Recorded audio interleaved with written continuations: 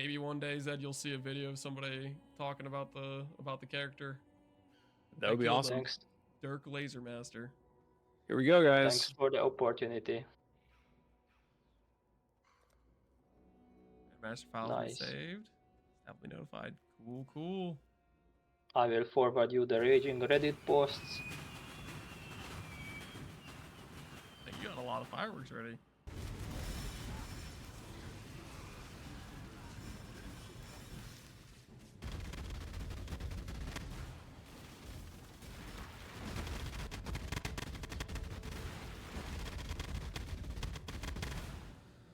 I could kill you.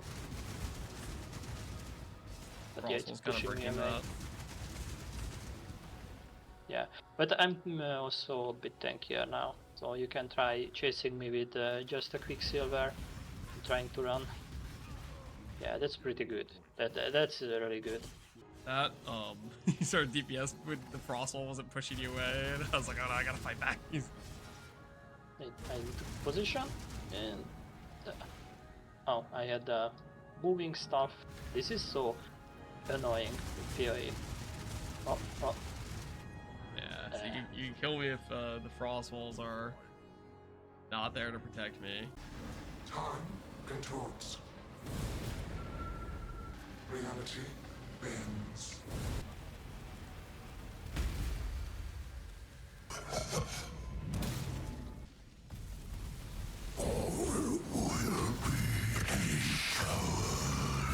Hello and welcome, Exiles, to the newest Archmage to be added to the Hall of Grandmasters. You will know him as Dirk Lasermaster, courtesy of a lot of lasers, and my friend Zed.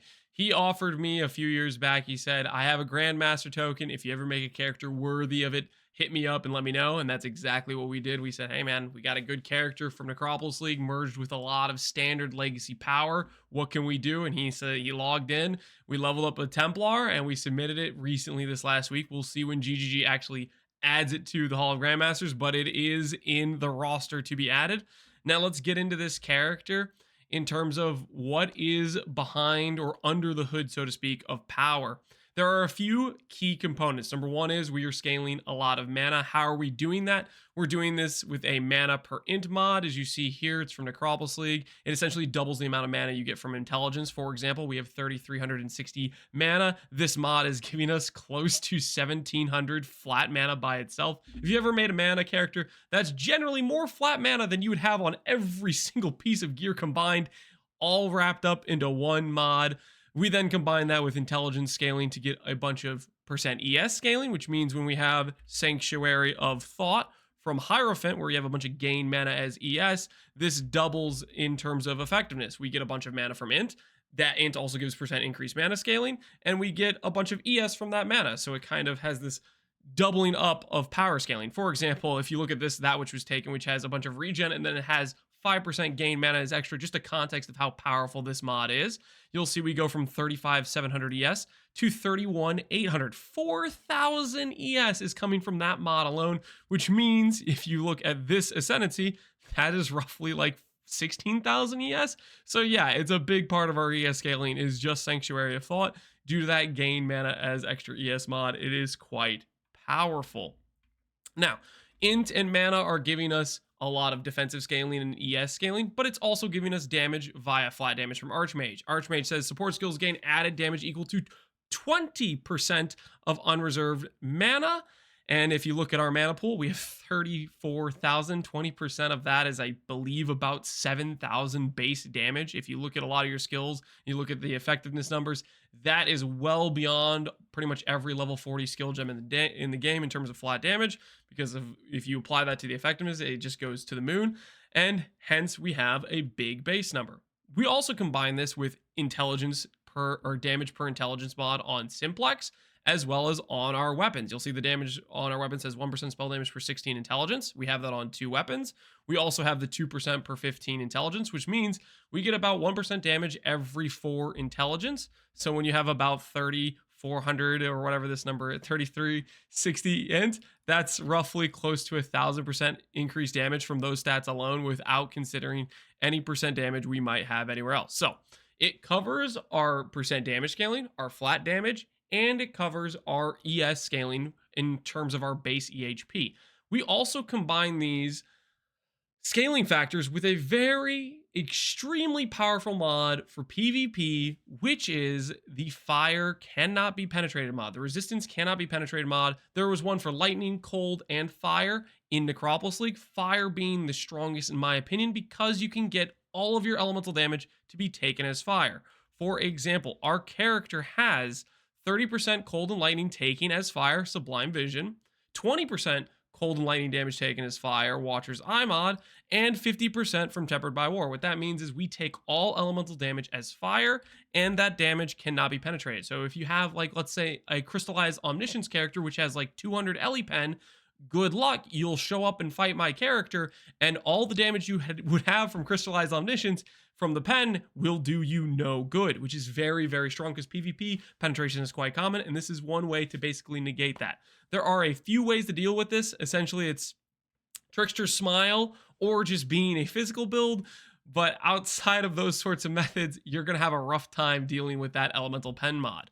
Now, that deals with hit-based elemental damage in terms of how much they hit us for, but how do we sustain damage, say we're getting hit a bunch? Well, that's where absorption charges come in. Graven's Secret, which gives us 8 minimum power charges, which are converted to absorption charges, you see here, which gives us 96% of all elemental damage is recouped as ES. What that means is if an enemy hits us for an elemental damage hit of 100, we're going to get 96 elemental damage back. And then if you factor in any recovery rate, it scales that up as well, which we do have in the submission of this character. We have the tattoo, which gives recovery rate, which will not be in the POB because I'm just going to import this POB, but it was on Zed's character when we submitted it. So everything you hit us with, we will recover with. We also have on this character a bunch of regen from Surge of Vigor and our Watcher's Eye mod here, which means if you look at our character, you'll see we have about 1500 ES regen, which goes all the way up to about 14k every 4 seconds. So we have a bunch of regen there. And then we also have, if you hit us with physical damage, we will recover physical damage, 5% of our ES pool for every physical hit. What this means is if you have a character that hits pretty fast and deals any amount of physical, this will pretty much full sustain us before even considering our recoup or our regen, so you need to watch out for those factors. What else does this character pack in terms of defenses? It has a slew of extra, how do I put this? Things that just get in the way. Frostwall, for example, will constantly proc and prevent projectiles from hitting us. We also have things like a Enfeeble Curse, which, unless you have curse reduction, will make you literally deal 30% less damage. The fun factoid is PvP considers other PvP players as normal and magic, so you get the 30% less damage, so you better be packing some curse reduction if you want to deal with that. We also have the Pantheon for Soul of Solaris, which means if you crit us once, the next crits won't deal any extra damage. So if you're a crit build, you better kill us in the first hit or you're gonna lose all your damage afterwards. We also factor in Soul of Ryslotha, which essentially means if you, or is this, did I do Ryslotha? We might have done a different Pantheon than Ryslotha. We might have done Tukohama actually, which is stationary regen along with some PDR. I can't remember.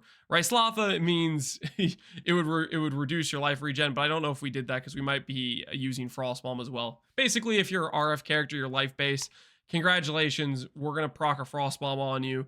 Maybe we have Ryslotha, but I think it actually was submitted with Tukohama. Now that I think about it, I forgot which one we ended up going with. But point is, there's going to be some reduced life regen applied on your character. If you're life based and you're based on regen, it's going to get a bit rough. Now, you might be wondering at this point, Lance, why don't you have any flasks? Fun little factoid is Hall of Grandmaster characters cannot use flasks. They cannot use Mage Blood. That stuff doesn't work. Hence why Graven's Secret was a choice over something like a Mage Blood, because we just can't benefit from putting in a bunch of flasks here for any amount of power. For example, some of the strongest PvP builds with Legacy Standard are Flask Effect Scaling Progenesis builds, and those just simply will not work in Hall of Grandmasters for submissions because flasks don't work on those submitted characters. All right, now let's get a look into some of the offensive scaling. I was talking about Archmage and spell damage. You might be wondering, Lance, why are you using Lightning Warp? It's not a particularly high damage skill in the base game, and that goes down, and we have to look at a very specific mechanic called the T variable in terms of the formula that they have for PvP downscaling. What this is the it factors in basically the character's attack time or cast time on skills and uses that in a downscaling metric. So effectively what that means, if you have a very fast casting skill, you have something that will effectively downgrade your damage more than it would otherwise. And Lightning Warp, unlike other skills, has a cast time override. So if you look at Lightning Warp specifically, there's a few skills that have T overrides where they don't factor in the actual cast time you have of the ability. They just give it a default number. Lightning Warp has a default cast time of 1 second, which our in-game cast speed is 0.14, which is about 8 or 9 casts per second. What that means is effectively we end up getting quite a bit more damage than we normally would in PvP considerations, just because this attack time override applies to Lightning Warp. It isn't the most OP of 1v1 skills, but it ends up being pretty decent, a lot more than you would think in terms of PvE content where you go and you fight a boss. The DPS of this skill is not as much as it is in the context of PvP. I just wanted to clarify. Lance, why are you doing Lightning Warp? And part of it is it looks cool. And hopefully what ends up happening is you run into this guy in Hall of Grandmasters and he's able to chase you down just from the speed of lightning warping after you. That would be the ideal situation where it would be kind of cool. So that's why Lightning Warp.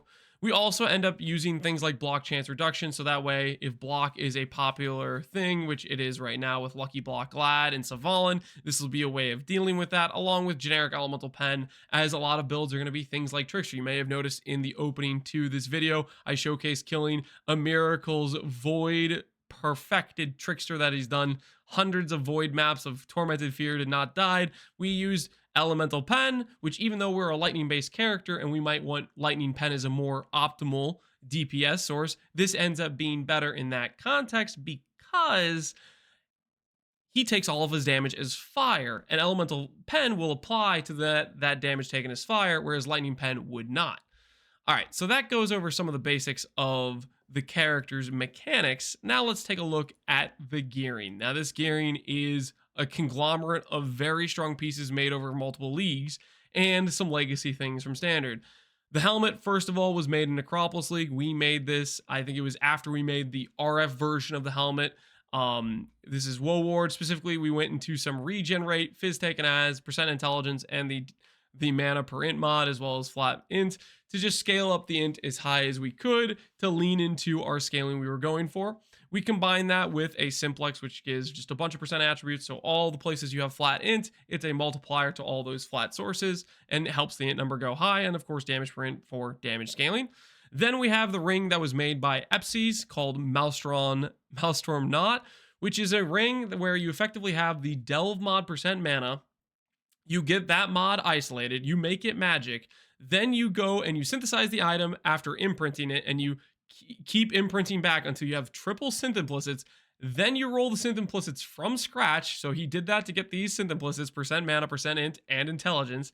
Then afterwards, after you've done that, you then are imprint auging until you get basically 2 perfect mods. Like I think he did percent mana until he got auged, until he got either int or all attributes or cast speed. I can't remember which. Then you imprint and you regal and you do an annul slam. Basically, it's this process of continually redoing multiple steps to get a item with the percent mana until you've perfectly crafted it. It's much more convoluted than most miniature crafts are, or a lot of them can be, in terms of he had to start from one mod, he had to triple synth it, and then work from scratch. So kudos to Epsy for making this ring. He did this as his one last project of the League for Necropolis, and it was for this character, and it's been free serviced for people that wanted to make a good Archmage character. So shout out to Epsy for this craft he did. Then we have the scepter made by Markusz. Markusz went ahead and got a scepter that had ideal affixes for int and ES and mana stacking. Here you'll see percent ES, percent spell damage, percent more mana, percent intelligence, and then we have some explicit speed modifier, which helps for the cast speed mod, and then chance to do Firestorm repeats. Now we didn't really know what skill we were going to use initially, so it was kind of, we didn't end up using Firestorm or Bladefall, but it was an option we had. We weren't really sure, and that is okay. From the base there, he then triple synthed it, and he did some Vulture rerolling in standard. Vultures go for 40-something divines per bird. I believe he said he spent about 20 mirrors doing the implicit, so Markusz contributed a ton to this project. If you don't know Markusz, he's a fantastic guy. I will link to his channel below. He has been a big contributor to the project in terms of helping me optimize for PvP. He understands it way better than me. If you're familiar with GG Noob's project, he has been the mastermind behind the Giga Tanks and the more recently Giga Lightning Strike characters. And it's all thanks to him that we have this weapon here, which has a boatload of mana scaling, cast speed, intelligence, you name it, and abyssal jewels. So thanks to Markusz for putting these together, as well as contributing a bunch of his time optimizing the build. Part of the POB was optimized via his help and advice on what he knows about PvP. So shout out to him. After the scepter, we also have, I can't seem to pressing. Okay, after the scepter, we have a pair of gloves. These are Phantom Mitts. They are the newest top tier base. I made these more recently in standard thanks to some currency and some legacy mods. I believe Markusz had a bunch of legacy Zopex mana mods lying around, and essentially what I had to do was transfer them to Phantom Mitts and then fracture on the mod. The best base I ended up being able to get this onto was a 29 quality. There were very few Phantom Mitts that were higher quality. I think there weren't even 30 quality ones online when I was trying to make these gloves. But basically, transfer on the Zopex mod from Incursion Temples, fracture it, and then do a combination of fossils, which are the Hollow Fossil, Sanctified Fossil, and I think it was Corroded. I think it was like a triple resonator. It might have been a quad resonator. I can't remember exactly, but basically you do that until you hit T1 Int plus Abyssal Socket, or T1 Suppress plus Abyssal Socket, and then you do a Nulls and Slams until you get T1 Intelligence. It's a really big grind to get the suffix pool, and then after which you will then do some vision crafting for T1% ES, energy shield, and that's how we made those gloves, going for suppression cap through these gloves, as well as getting unnerved for some increased damage taken on our opponents. After which we look over at another chest provided by Markusz. I believe this is one of Markusz's friends' chests who made this, but basically it has a number of legacy mods. It has the legacy %ES mod back when they could roll all the way up to 132. Believe it or not, I guess that was a T2 roll back then. But that with the quality goes up to 151% energy shield. It also has the legacy global defense mod for 100% that goes to 115 with the defense mod. And then it has cannot fire pen on it as well. So you have 1000 ES on a Val Regalia combined with the max res, chance to avoid fire damage from hits, and the less damage taken per int. This all gives us a lot of damage reduction, as well as scaling for some pretty decent tank on the character we are playing and we are using in the Hall of Grandmasters. After the chest piece, we just have a pair of boots, which I believe was made... Oh, I'm a bad person because I'm completely spacing. He contributed to both this pair and the pair for Righteous Fire during Necropolis League. I think it's Ebile. Hopefully I'm correct on that, but I believe it was Ebile who contributed. Basically, he made two pairs of boots with essentially the same implicit mods, one with suppression and one with chaos res, one ideal for a CI character and one ideal for the Righteous Fire character. Shout out to Ebile, who was the crafter for these boots for the Archmage min-max character. So that goes over the base gear we are wearing.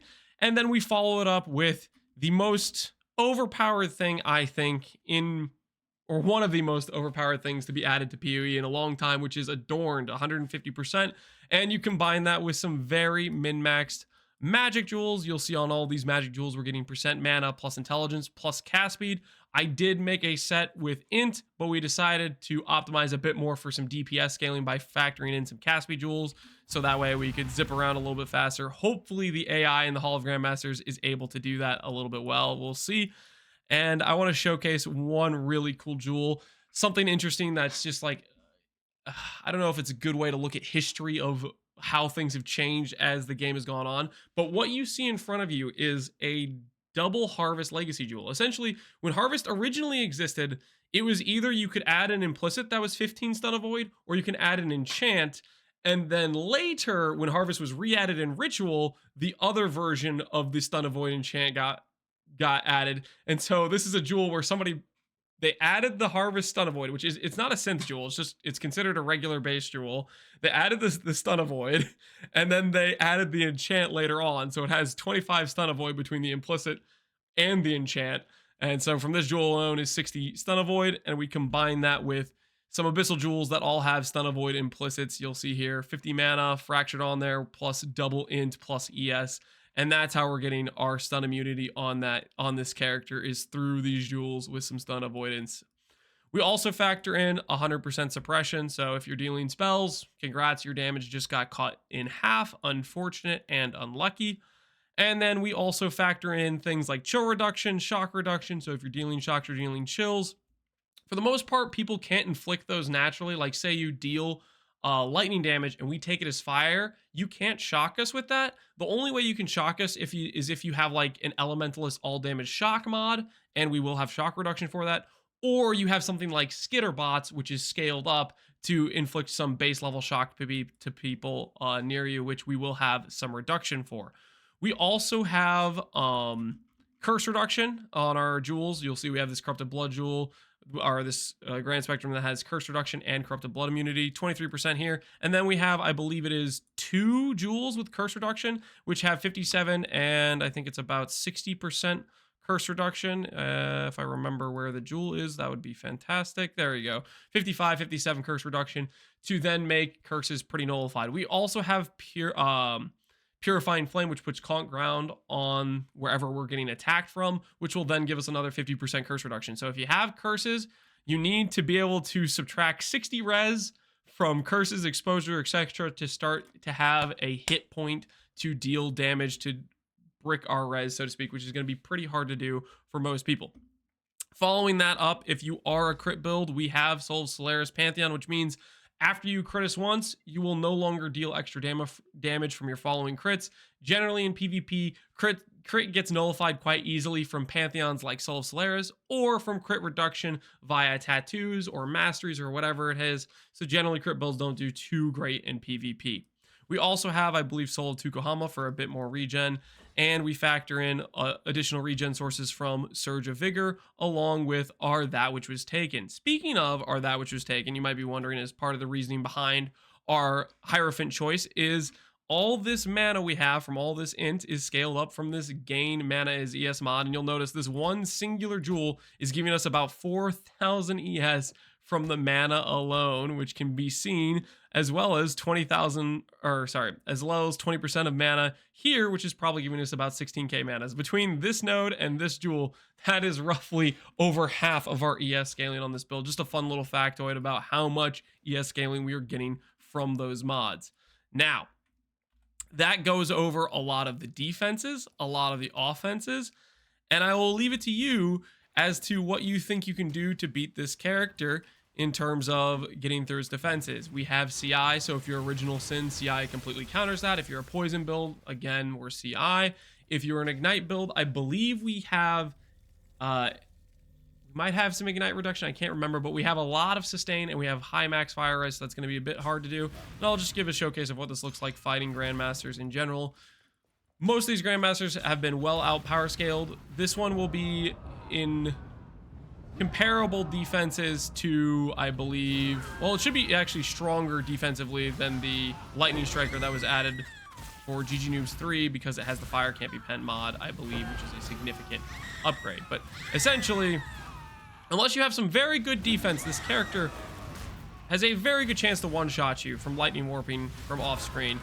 If you do have enough defenses to survive that, you will then need quite a bit of offense to deal with the defensive layers this character has. As well, this isn't a great example because these guys probably aren't very strong, but the point is, the defensive layers in this character, they're no joke, and you need some significantly heavy hitting stuff to start doing damage to this character. I will say, the one builds that we've had that can kill this character are very strong Fizz dot characters, like super min-max Fizz dot characters. That's one of our holes in defenses, is our PDR isn't necessarily that great on this character.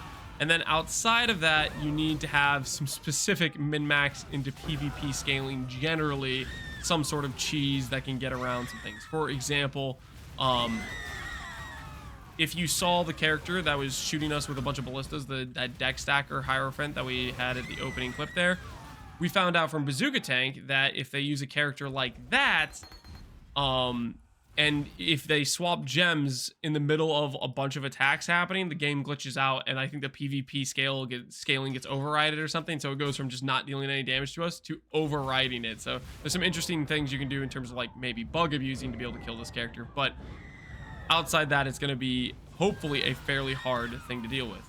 Another thing I should say is I'm not confident that Hall of Grandmasters isn't going to be buggy, that it isn't going to randomly have bad AI. For example, I have encountered characters that do Lightning Warp or just different skills in Hall of Grandmasters where the AI seems to be not great and they don't even like use their abilities very much. So that might be somewhere where you luck out where for whatever reason this Grandmaster just doesn't know how to use its Lightning Warp or doesn't know how to attack the enemy. We do have an offensive limit. If we run into GG Noobs 2, I believe if sometimes he spawns in bugged without his absorption charges, in which case we can kill him very easily. If he spawns in with his absorption charges, this character can't actually kill him because he has enough defenses. So if you have a tanky enough character, you may be able to survive this character's Lightning Warp. So that's some things you can try to go for to try to deal with the Archmage Grandmaster. Go ahead and see if we just get GG Noobs at the end here. Maybe we do, maybe we don't. Nope, doesn't look like he is there. Ooh, GG Noobs 1. So if you see this guy right here, this is the original GG Noobs and GG Noobs 2. We have them both actually. They both have pretty big MTX. GG Noobs 2, I believe we shouldn't be able to kill, but GG Noobs 1 we should be able to kill. So let's try to kill GG Noobs 2. And we are not killing GG Noobs. Or sorry, we killed GG Noobs 1 quite easily, but we're not killing GG Noobs 2.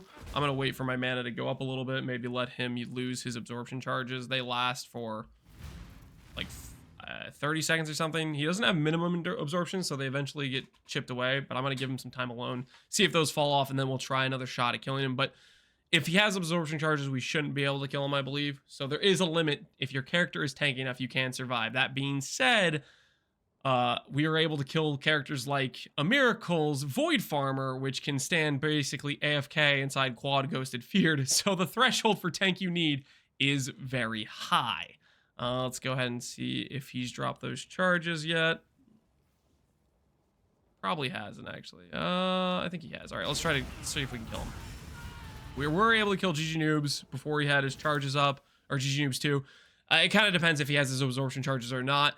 But keep in mind, this is before the Cannot Fire Pen mod, and I believe Markusz is cooking on a version of GG Noobs 2, a new updated version that has the Fire Can't Be Pen mod, and you combine that with this character, I think Markusz said is roughly 5 times the tank levels in terms of defenses, so that might be coming to a theater near you eventually. So, this is going to be known as Dirk Lasermaster. Hopefully, the AI works for this character, and it is able to properly use Lightning Warp and chase down characters.